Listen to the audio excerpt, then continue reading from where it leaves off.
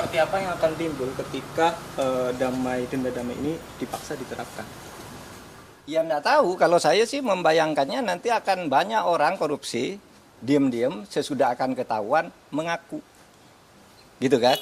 Sesudah akan ketahuan mengaku. Kan Pak Prabowo inginnya sebenarnya ya, agar aset negara tidak hilang.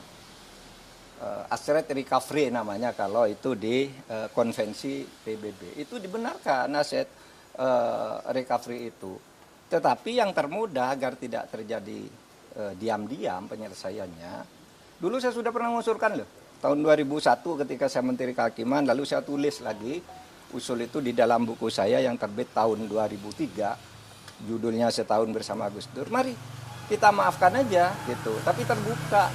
Seperti yang dilakukan oleh Afrika, jangan diam-diam gitu. Nah ini diam-diam gimana caranya? Siapa yang bertanggung jawab?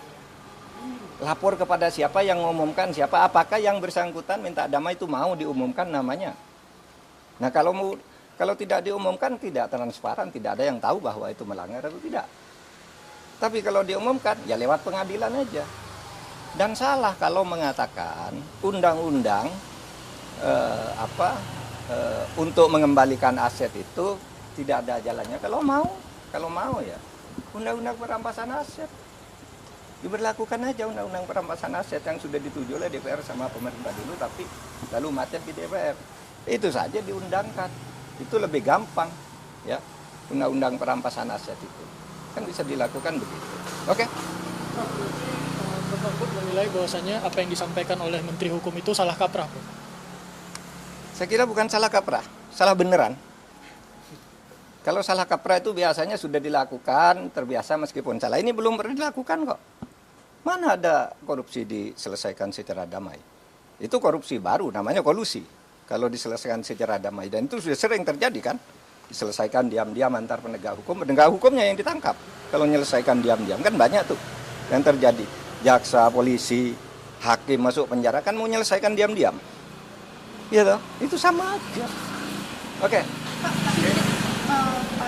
Andi kan ada menyinggung sedikit soal turunan dari undang-undang kejaksaan. Ini apakah ada terkaitan atau tidak? Ya itu, yang saya katakan tadi itu, menyebut undang-undang kejaksaan itu salah. Undang-undang kejaksaan itu mengatur tentang itu di dalam pasal 35 yang menyatakan bahwa dalam hal-hal tertentu Jaksa Agung boleh menerapkan denda damai di mana sebuah kasus itu tidak diadili asal ada perdamaian tentang jumlah yang dibayar. Itu pasal 35 menyebut bahwa itu hanya untuk tindak pidana ekonomi. Lihat aja pasal 35 itu tindak pidana ekonomi itu ada 3. Kepabeanan, perpajakan, dan apa tadi? Dan bea cukai.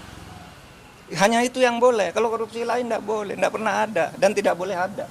Tapi terserah aja, nanti lihat aja akibatnya akan lari semua orang koruptor diam-diam kalau mau ketahuan baru ngelapor, minta damai dan kita tidak tahu siapa yang mendamaikan. Kan gitu.